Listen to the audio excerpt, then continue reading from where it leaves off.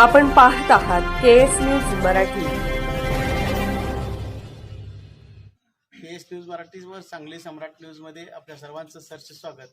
आज आपण संक तालुक्यात तेथील आंबेडकर नगर मधील जी अंगणवाडी आहे त्या अंगणवाडीच्या बाजूला जे संरक्षक भिंत आहे गेल्या 4 महिन्यापासून पूर्वी ही भिंत पडलेली आहे आणि इथल्या रहिवाशांनी ग्रामपंचायतीकडे हे दुरुस्तीसाठी 4, 5, 10 वेळा तोंडी लेखी अर्ज दिले आहे, पण ग्रामपंचायतीकडून जाणीवपूर्वक दुर्लक्ष केले जात आहे।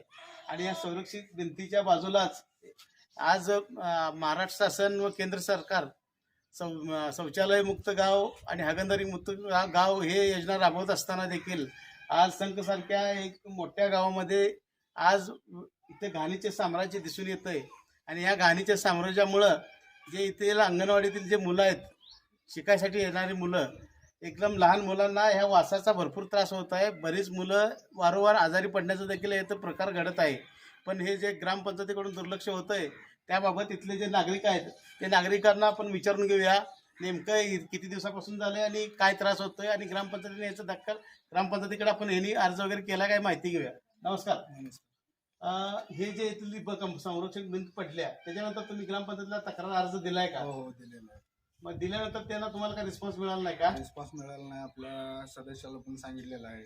बर, मग सदस्यांनी इथलं मागणी करायला पाहिजे तेवढं सदस्यांनी मागणी केली नाही का? मागणी केली नाही, त्यांना विचारलो, त्यांना पण सांगितलं आणि ग्रामपंचायतीला पण नियोजन दिलेलं आहे।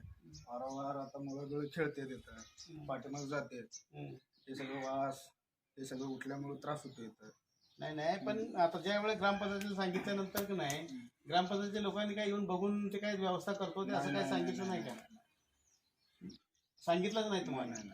बरं, समजा ह्यानी जर आता ह्याचा जर तुम्हाला सगळ्यालाच ह्याचा त्रास होतोय, मग त्याच्यानंतर तुम्ही ग्रामपंचायतीला काय आंदोलन उपोषणाचा काय निर्णय काय करणार आहे का? हो करणार आहे ना, म्हणजे जर ह्यानी जर वेळेत जर याचं काम पूर्ण नाही करून घेतलं तर तुम्ही येणाऱ्या काही दिवसामध्ये ग्रामपंचायत समोर आंदोलन करणार आहे? हो करणार। व आपण एक इथले नेते राकेश कांबळे यांच्याशी जरा संपर्क साधूया। साहेब नमस्कार। आता हे जे इथला जे प्रश्न आहे तुमचा फार गंभीर आहे।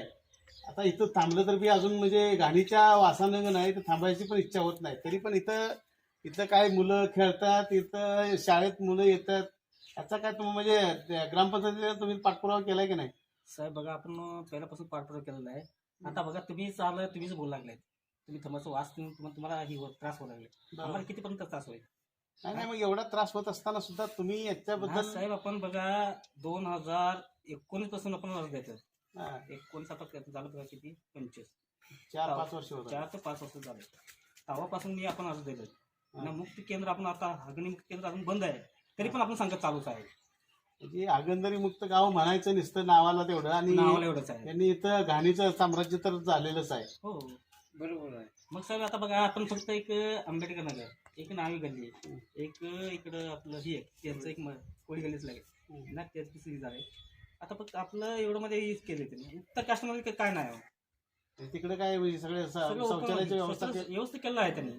म्हणजे फक्त आंबेडकर नगर मधल्या ह्या भागात राहणाऱ्या लोकांनाच म्हणजे शौचालयाची व्यवस्था नाही।